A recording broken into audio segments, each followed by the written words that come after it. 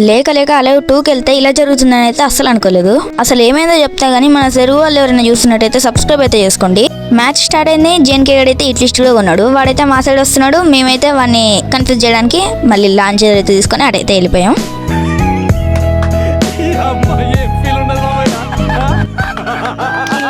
నేను ఎటో లాంచ్ కొడితే వచ్చి క్లాక్ టవర్ లో పడ్డాం.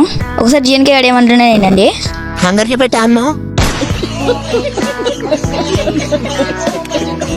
జేఎన్కే గాడి కింద నుంచి ఫుట్ వస్తుందంటే వెళ్ళి దాక్కున్నా.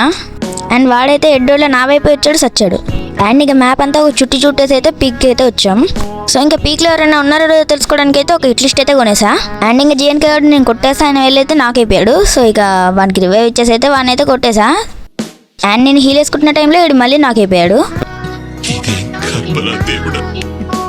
అండ్ ఇక AC80తో వాడికి 3 బాడీలు కొట్టేసి అయితే మీదకి వెళ్ళిపోయా.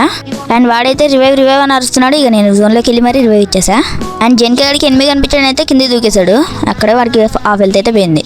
అండ్ వాడిపైకి రష్ వెళ్ళగానే వాడైతే ఒక నేడేశాడు.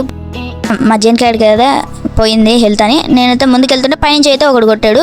అండ్ ఇక్కడైతే గయా. అండ్ మాకైతే ఇది జరిగింది. అండ్ ఎవరైనా సబ్స్క్రైబ్ చేసుకోండి. బాయ్.